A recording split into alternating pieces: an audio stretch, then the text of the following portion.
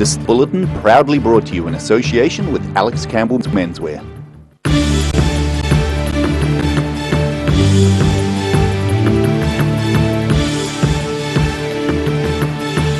Tonight on The South Today, a Dunedin City Councillor says council staff have dropped the ball during the upgrade of a St Andrew Street car park. New Zealand's most famous doctor lends his support to a group of Dunedin school pupils. And the Otago Museum gets ready for the opening of the Dinosaur Revolution exhibition next week.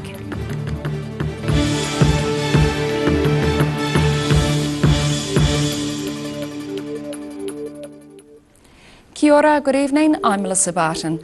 The closure of a major central car park in Dunedin could spell disaster if alternative options are not found, according to Dunedin City Councillor Jules Raddick.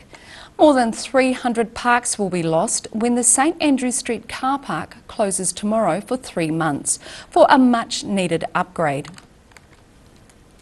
Dunedin is set to lose about another 300 car parks at the end of this week, when this City Council-owned car park at St Andrew Street is closed for a much-needed upgrade. Councillor Jules Raddick is disappointed council staff haven't made another car park temporarily available for the 3 months it'll take to seal this one. It would have been better if the council could have, simultaneous with closing this car park temporarily while they do it up, they could have found or created some alternate car parking, albeit further away. And he says he's identified plenty of Dunedin streets that could accommodate more car parks through angled parking. To me, there's quite a lot of scope around Dunedin streets for changing of lines and signs to convert parallel parking into angle parking, and in particular experimenting with reverse angle parking would be a particularly good way to increase the amount of parking available. Raddick says he can't see Dunedin drivers giving up their cars anytime soon. With busy lives, people need a car. They can't use public or active transport. They've got kids to pick up after school, take to after school activities, sports practice, cultural events and so forth. It's critically important to have the use of the motor car. He says it's a mistake to think that public transport could be as successful in Dunedin as it is in densely populated cities overseas. It's not appropriate for a city that's as spread out as Dunedin is, and we don't have the concentration either of jobs or of population. City Councillor Jim O'Malley, who is the Council Infrastructure and Networks Chairman, says the car park's upgrade is to provide a better and safer asphalt finish, and it's not a plan by the Council to reduce car parking in town. In Dunedin, The South Today. There are fears further delays to Dunedin's new planning rules may exacerbate the city's housing crisis. At the Dunedin City Council's Planning and Environment Committee on Tuesday, councillors raised concerns about the time the second generation plan was taking. Proposed changes to the plan, which would make more land available for housing, have been delayed by 6 months, in part due to the COVID-19 lockdown. Councillor Carmen Houlihan says she's concerned the process is lengthy, costly and tied up in red tape. Mayor Aaron Hawkins, who was a 2GP commissioner, says the time it was taking for the plan to become operational was largely out of the council's control due to the Resource Management Act. The second generation plan, which could allow more than 1,000 new homes to be built, was released in 2015 but is still not yet fully operational due to appeals and public submissions. A senior pupil at Dunedin's Columba College is part of a group who dreamt up an audacious plan to inspire others during Mental Health Awareness Week. When thinking of who to invite to talk at her school, 18-year-old Hannah Clark reached out to New Zealand's most famous doctor. Head and shoulders above the man in charge of New Zealand's fight against COVID-19. Year 13 Columba College pupil Hannah Clark was able to rope in one of her heroes for the school's Wellbeing Week. Pretty much the plan is we've got lots of activities planned throughout the week, as well as some guest speakers, so obviously Dr Bloomfield, as well as like planned walls and lots of different events to get the girls involved. The Dr Bloomfield Hannah mentions is none other than the COVID curve crusher, New Zealand's Director General of Health, Ashley Bloomfield. Hannah, it was great to get your email a few days ago, seeing if I would do a short clip to support you and your fellow students for your Wellbeing Week down there at Columba College. So a big shout out to you all for the work you are doing to look after the wellbeing of students down at the college. That morning I got the email, I think I was in PE. I couldn't really say anything because I wanted to keep like a special guest, but I saw it and I was like, oh my gosh, like what do I do now? Like it's all just happened, like how did he see it? And like I was like, this is all just a bit unreal, kind of insane. And so I didn't really even know what to do, and I was just sort of definitely in shock because like that's Dr. Bloomfield, who I've all like seen on the TV, and he's like been with like Jacinda Ardern, and I was like, this is insane, like 100%, like definitely wasn't expecting that. She says having someone of Dr. Bloomfield's mana and experience address the school means a lot to her and her fellow learners. So we wanted to sort of show girls that this isn't just like an in-school issue, so everyone does struggle with their mental health. So we thought we'd try and get a guest speaker, but we knew with COVID it would probably be nothing in person, so we're like, oh, we'll try and get a video clip from someone. And we're sort of just tossing around names, and then someone brought up the idea of Dr. Bloomfield, and I was like, that's an awesome idea, why don't we try him? And so sort of, yeah, we're sort of like, oh, that was probably a good idea. He seems quite topical at the moment. Everyone seems to know his name, so we're like, yeah, and he sort of seems to know those sort of ideas. So I was like, yeah, we'll try it, give it a go, and then somehow worked out. She says Columba College recognises many pupils struggle at times, and running events over Mental Health Awareness Week is helpful for all. In Dunedin, the South Today. Dunedin Police have identified 3 youth who allegedly started 2 fires in the Green Island area earlier this week. Police say a fire was lit in an abandoned tunnel under the Southern Motorway on Tuesday at 3 p.m. Another one was lit 2 hours later near trees in Abbotsford. Police thank members of the public who took video and photos of 3 teenagers in the area at the time. The 18-year-old was still being investigated, and the 2 younger teens have been referred to Youth Aid. From COVID closure to dinosaur delight, Otago Museum's year has just taken a big turn for the better, thanks to the arrival of 4 huge animatronic dinosaurs. Museum staff are working to install the travelling show, Dinosaur Revolution, created in Australia, with Dunedin its only South Island venue. Jurassic time travellers arriving at Otago Museum. From around 200 million years ago to the present day. It's about dinosaurs and the evolution of them and sort of their skin, their armour, their feathers, so you learn quite a bit more than you probably thought you knew. The exhibition features skeletons, skulls, touchable casts of fossils and gigantic artworks. Museum Exhibition and Creative Services Officer Sinead Allen is rapt the exhibition has arrived from the Waikato and says putting it together is a learning experience for the team, as COVID-19 has prevented the show's travelling curators from being on site. So Gondwana Studios, who developed the exhibition, couldn't travel to help sort of direct the installation, so we're doing it all within our team in the museum. So it's been quite challenging, and putting together sort of the life-size skeletons of the dinosaurs has been tricky, but it's been a lot of fun so far. The opening was initially planned for October the 3rd, but is likely to happen well before that, depending on progress in setting up the complex exhibition. Allen says although Otago Museum technicians have been piecing together the exhibition by themselves, modern technology means help has been a video chat away. So they're on contact via internet, so we can give them a call and get the video going, and they sort of point out which bits belong where if we're not quite sure. There are 14 dinosaur skeleton casts, 8 other casts, and about 20 large dinosaur-related artworks. The museum's acting marketing manager, Kate Octay, says the huge animatronic creatures are amazing to be around, and once installed, the Dinosaur Revolution exhibit is due to be at Otago Museum until February 2021. In Dunedin, the South Today. Still to come on the South Today, we have the latest edition of Global Insight with Professor Robert Patmans for you. So see you after the break.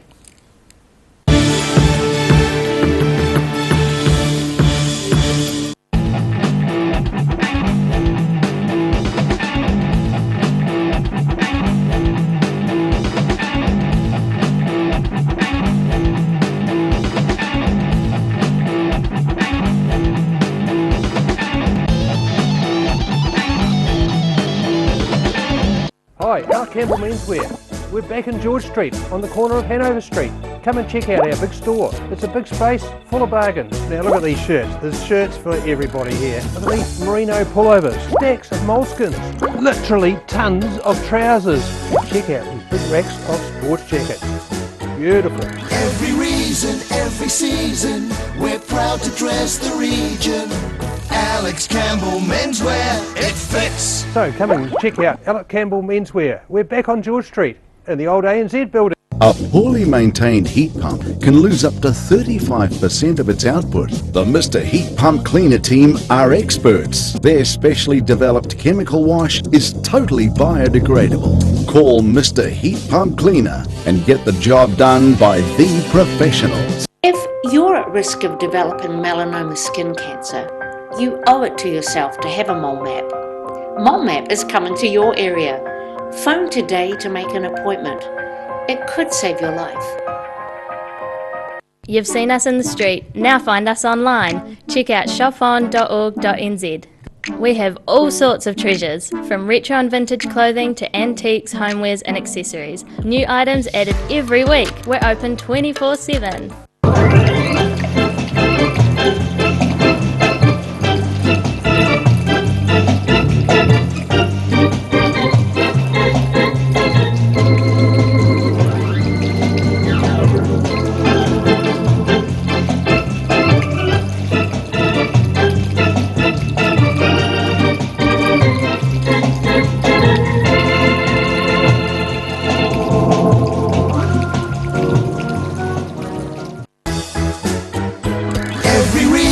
Every season, we're proud to dress the region. Alex Campbell Menswear, it fits.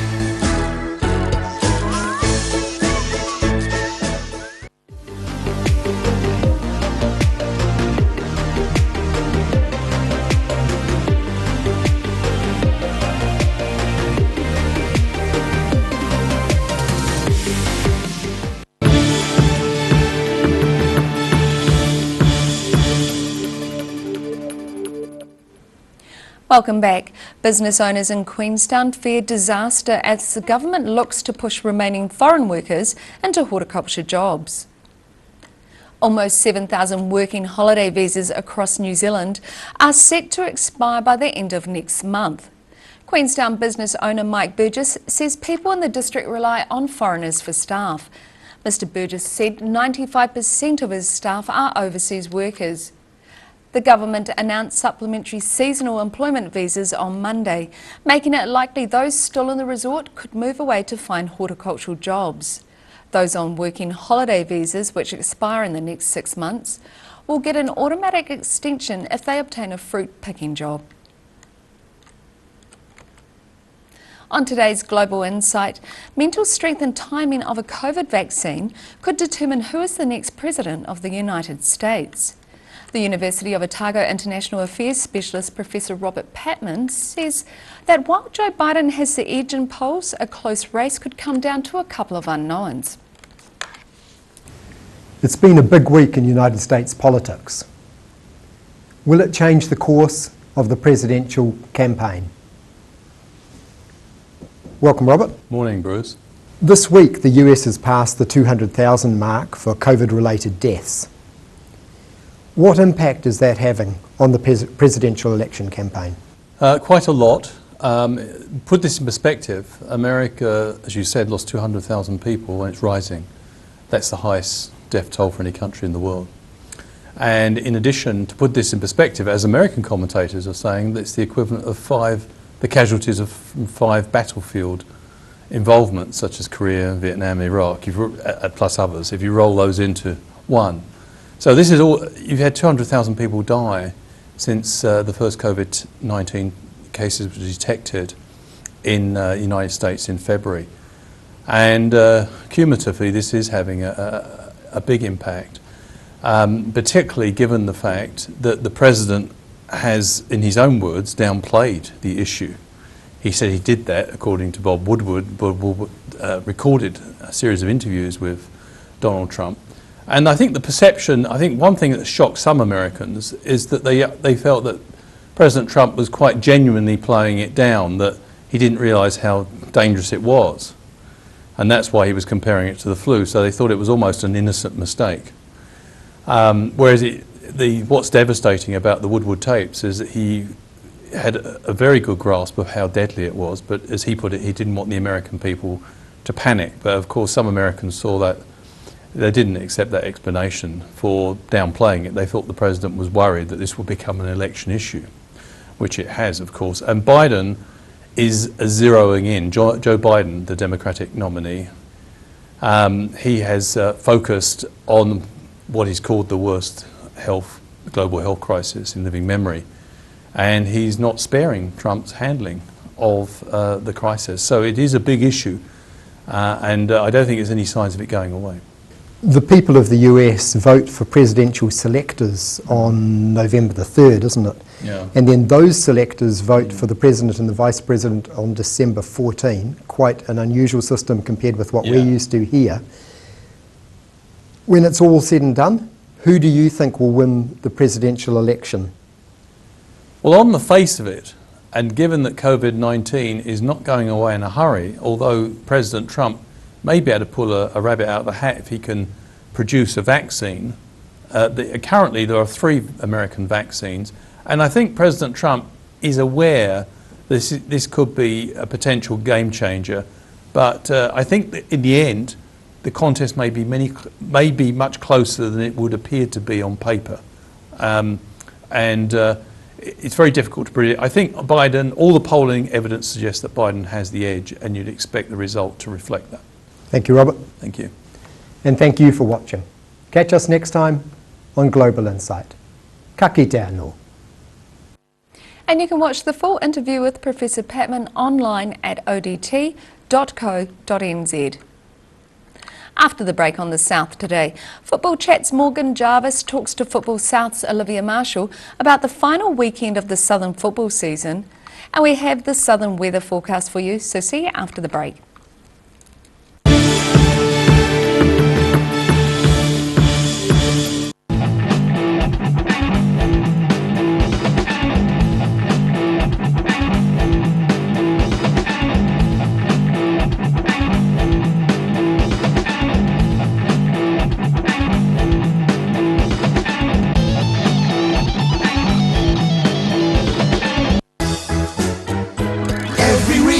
Every season, we're proud to dress the region. Alex Campbell Menswear, it fits. If you're at risk of developing melanoma skin cancer, you owe it to yourself to have a mole map. Mole map is coming to your area. Phone today to make an appointment. It could save your life. Step into Shop on Carrot and discover a shop full of treasures. We have a fantastic range of vintage and retro clothes, upmarket clothing labels, collectible items, beautiful jewellery, quality linen and the best range of vintage haberdashery. A poorly maintained heat pump can lose up to 35% of its output. The Mr. Heat Pump Cleaner team are experts. Their specially developed chemical wash is totally biodegradable. Call Mr. Heat Pump Cleaner and get the job done by the professionals.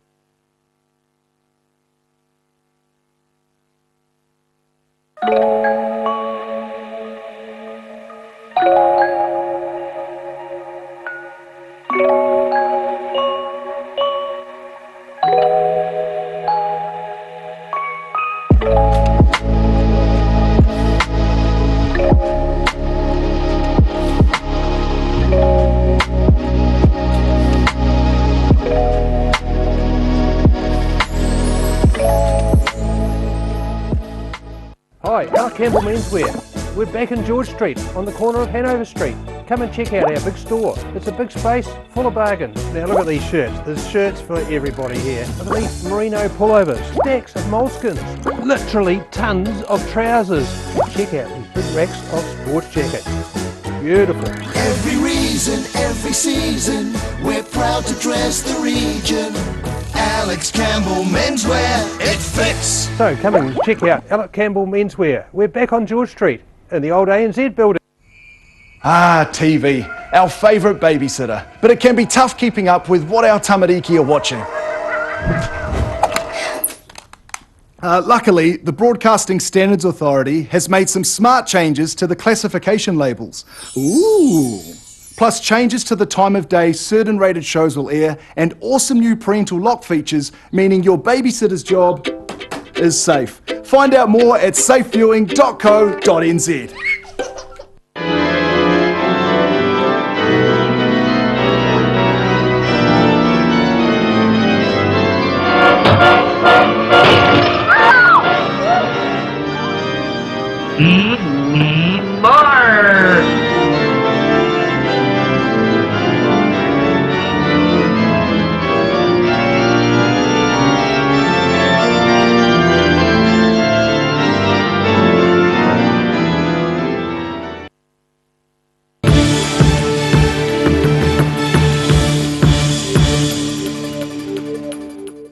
Thanks for staying with us. After months of last-minute goals and magnificent saves, Premier Club football is coming to an end for another season. This week, Football Chat host Morgan Jarvis talks to Football South Media Manager Olivia Marshall about this weekend's football action. Welcome back to Football Chat. Now joining me, I've got Olivia Marshall from Football South. Thanks for joining us. And look, there's still a wee bit, even though we're pretty much at the end of the season, there's still a wee bit happening out in the football community, isn't there? Yes. So tell me about some of the things that we've got coming up, including, let's start with this weekend, Chinese Charity Cup, special weekend. This came out of the blue, but what a great idea. I know, so we've actually got a lot of things coming up. Starting with this weekend, we have the final SBL fixture for the top four. We have the Mini World Cup going on at the Kensington Oval, which is always a great day with the kids. We've got some goodie bags. We have selectors there choosing some teams from each grade for a final, and it's going to be New Zealand versus Belgium. We've got little strips ready to go, and it's going to be a great time down at the Oval, especially now that we're in level 1. It's going to be such, so nice being able to include all the family members, get extended family. The kids just love that support. Okay, and we've also got the Chinese Charity Cup going on this Saturday as well at Forsyth Bar Stadium, which is going to be very exciting.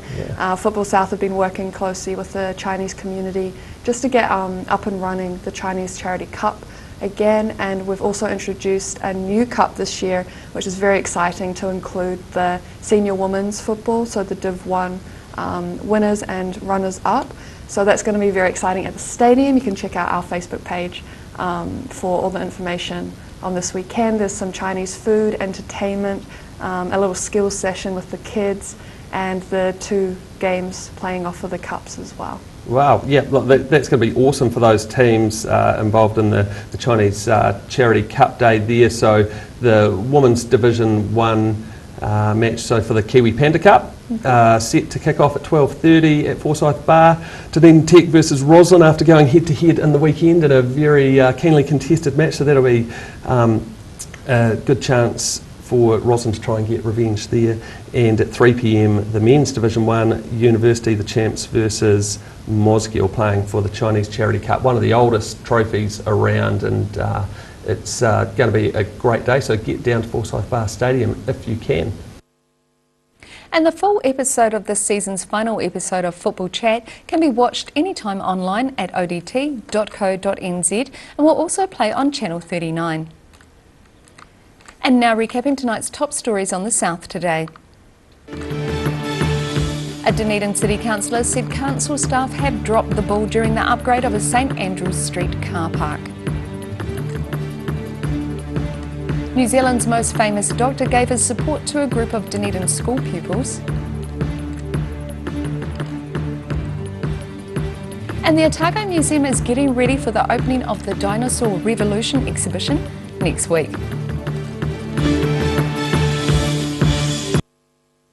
And now look at what's happening in tomorrow's ODT. Welcome, Barry. What have you got for us in tomorrow's paper? Well, starting from the top, as Always a good place to start. As Dunedin City's carbon emissions increase, a zero carbon alliance between several of Dunedin's biggest organisations is being proposed. The financial advice sector needs to do more to protect customers against criminals like Barry Clue, Commerce Minister Chris Farfoy said in Dunedin today. Met Service, now some, I don't know if it's good news actually, Met Service is forecasting possible snow to low levels across Otago and Southland early next week, so you've got the weekend clear. So that's good news. That's good news. So lots of chat in the rugby field today, and it's centred around the Rugby Championship with a suggestion that the All Blacks are scheduled to play a match close to Christmas, and the New Zealand Rugby Union is kicking up about that because that would mean their players would be in isolation over Christmas. So lots of reaction to that, and we'll see what they do. Yeah, definitely. So there's definitely something for everyone in tomorrow's Indeed. paper. And Yes. you can catch all of that in tomorrow's ODT. And now it's time for a look at the weather. Tonight's weather proudly brought to you by Mole Map. Looking at the situation, a westerly airflow will increase again tomorrow ahead of a major low pressure system due to move across the far south this weekend. This will be a significant weather event with gales likely in many areas on Saturday night or early Sunday, and snow by Monday, possibly to low levels.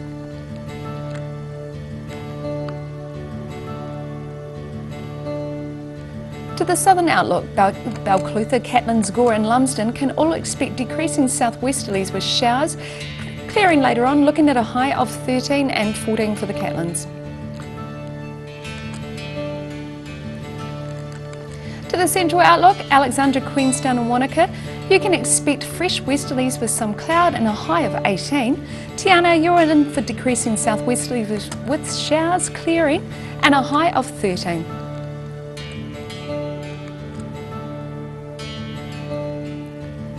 To the northern outlook, Timaru and Oamaru. It's variable winds and some cloud for both of you. Timaru reaches a high of 21 and Oamaru 20.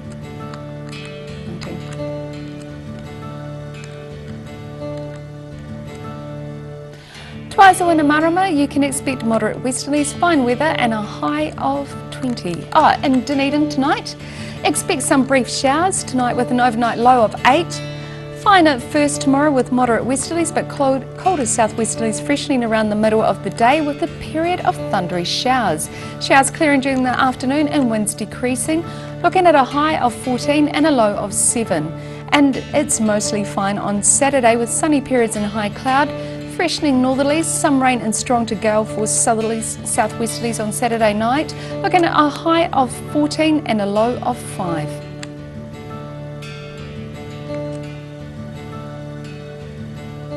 And in Invercargill, expect showers tonight with an overnight low of 7 degrees. Mostly cloudy with showers tomorrow and fresh cold southerlies decreasing. Showers clearing later in the day, a high of 13 and a low of 10. And cloud increasing and rain developing on Saturday with northwesterlies becoming strong. Some thunderstorms and gales possible on Saturday night. Looking at a high of 14 and a low of 8.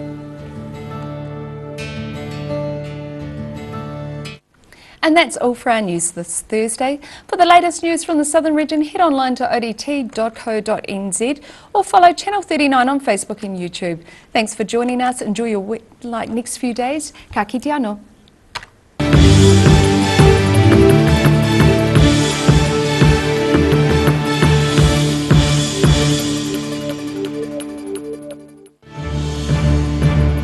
This bulletin proudly brought to you in association with Alex Campbell's Menswear. Supporting local content so you can see more of New Zealand on air.